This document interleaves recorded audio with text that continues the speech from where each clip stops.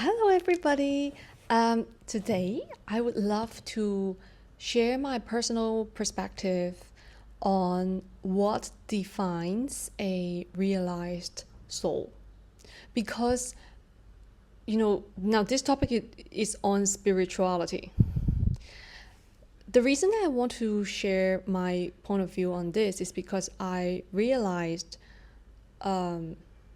say the online spiritual community, everybody has a different kind of perception on this term, a realized person, or say enlightenment, such and such. To me, I see definition. Definition is so important to be understood first, individually, and then forming a common ground with other people with one's own understanding, aka the definition of something. Because if I don't know my own definition of what a realized person is, or say what a realized soul is, then when I talk to another person, he or she might also have his or her own definition of what a realized soul is, right? So then naturally, during our conversation, we might not be even on the same page because we don't even have our definitions laid out first.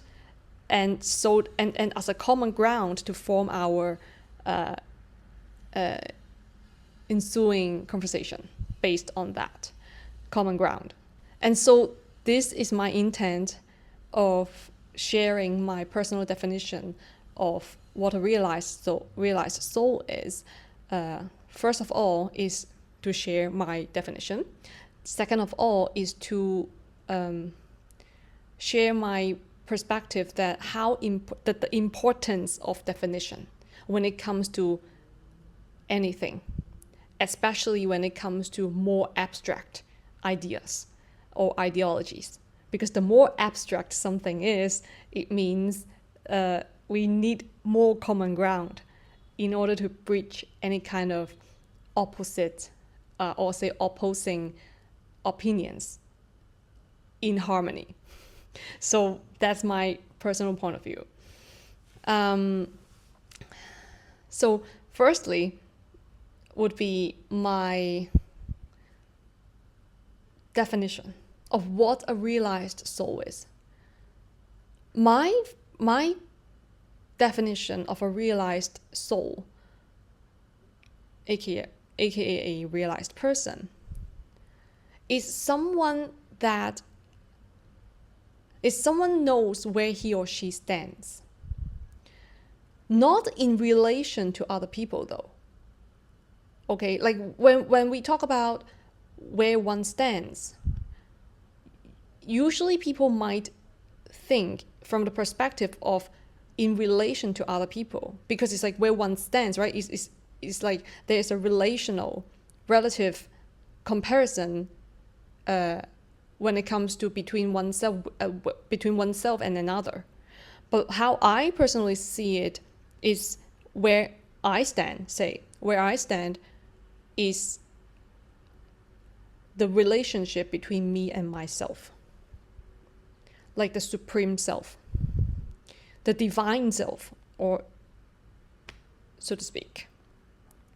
So a realized person is someone who understands where one stands in relation to oneself. And that understanding of the self would bring in such a clarity that I realize that I am not realized. And that to me, what I just said, I realize that I'm not realized. And so I realize. It's the same as what in the, I think in the Upanishads, or like Upanishads is one of the ancient scriptures in Hinduism, okay, in one of the Vedas. So it's like the one who knows doesn't know. Those who don't know. This is how I actually feel, if like to make the link to that, is because when I realize I don't realize, it's then when I realize. I'm going to elaborate on that. Like, why would I see it this way? When I realize that I'm not realized, meaning I realize that I am mortal, I'm in a mortal body, but I'm immortal.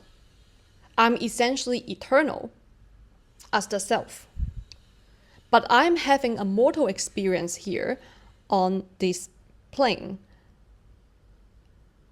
And that seems to be limited because of the material construct, right? However, I understand the so-called limited, the limitations are simply illusions, because I know I am immortal, as in myself is immortal. And what does it mean? That means I'm infinite, that I'm actually immortal. I'm not bound by death nor birth. So this is why I said it's in relation to oneself. And it's not in relation to any other people, not in the external at all. It's all here, it's all within. And so when I realize that I am mortal, yet immortal at the same time, that forms the bond. But the bond is not a line. The bond is at the same time. It's like all at once. There's no distance. There's no distance. It's all happening at once. So this is what the realized thing is. I realize that I am mortal, but I also realize that I'm not realized, because when I'm in my mortal self, I know I am limited, so-called, because of the physical construct of how I am designed, how I'm created by myself. So I create myself to be here, to have a physical experience in a mortal body. That is a limitation, because it feels like a limitation, but absolutely not. However, the realization of I'm not realized is at the same time this. It's because I know I'm unlimited, I'm limitless. However, I don't know everything as a mortal self. So I would have more and more and more realization about myself, because on this plane, life is full of infinite experiences. Every new moment is a new experience. What does it mean? Every new experience means more realization, new realization about oneself. So I would then realize that I'm not realized.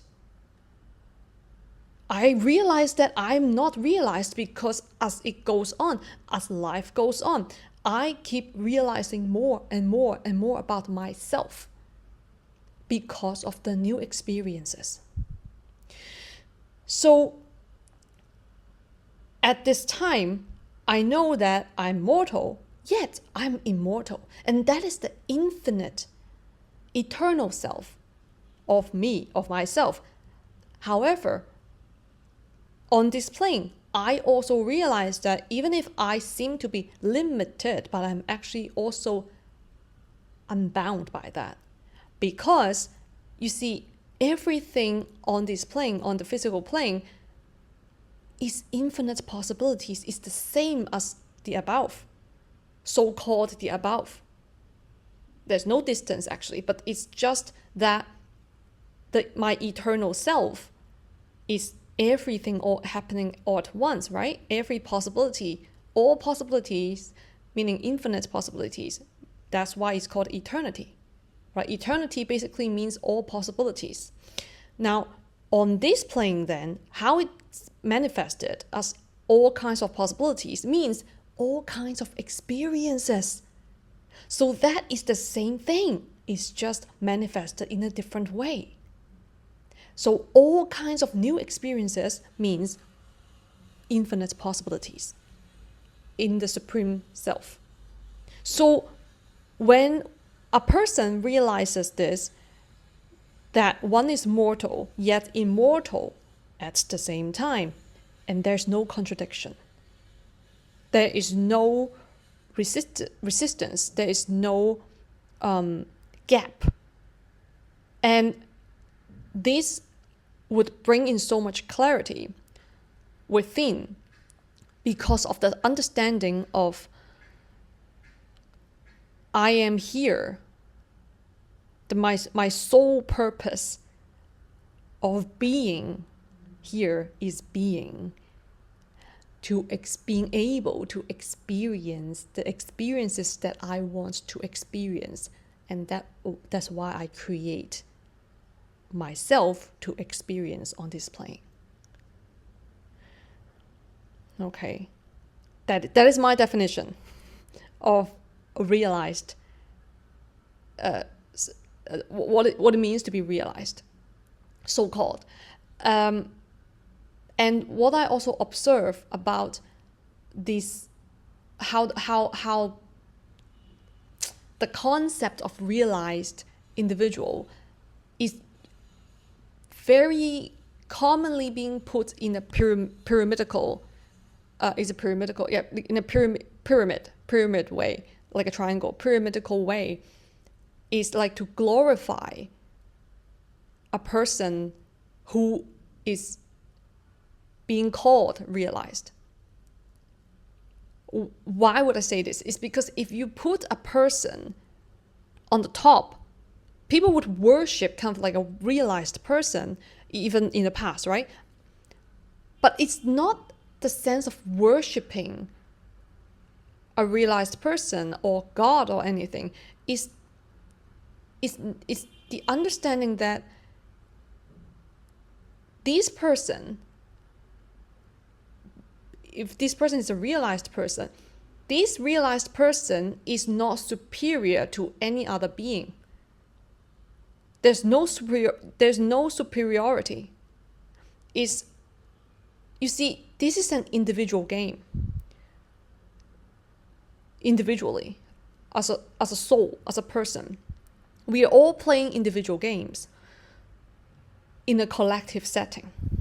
So yes, it is an individual quest as well as a collective quest. However, when an individual is being called a realized individual, or he or she realizes that he is a realized person, however way, this is not putting this person on top of all other people. The reason that is being depicted in such a way in ancient scriptures is simply because this individual holds the wisdom or knowledge, divine knowledge, that he or she can access because of in union with oneself. It's an individual game. So it is not it's never in relation to other people with the external. It's always with oneself. It's only because this individual has the capacity expanded into such a way that he or she can access to divine knowledge and inner wisdom. People would come to such a person to listen, to learn, or say to take their salvation for their own growth. See, the entire thing is an individual process of each soul, of each person. And through the interaction, there comes new experiences. And that is a collective growth. That's why I said it's an individual game as well as a collective game. It's an individual game in a collective setting. So it is a collective game at the same time. Because new experiences come from interactions, right? It's the intersection in geometry. So we need intersections to happen. Only then new insights can be generated. New insights means learning, right? New understandings. That's learning, evolution. And so that's why I personally don't see realized soul as someone that we have to put on a pedestal, or someone that is like a person that knows it all. Because whoever is on this plane, more or less, we are all evolving. As in on this plane, which is, as long as we are not in the very, very origin of the self, okay, we are always evolving. But even if we are in the origin self, the supreme self is also always learning. Or else, why would we be here as individual souls? Because we are different seeds that are collecting data for the supreme selves to learn, right? So it's always about learning.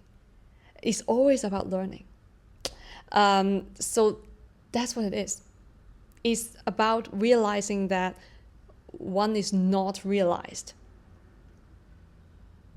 That is what one realized. Is the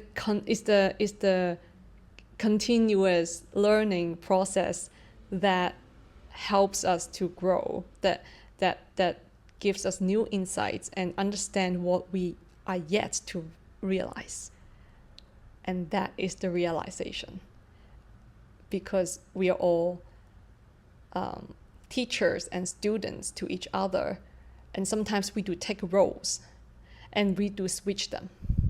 But it's all in one, in a way.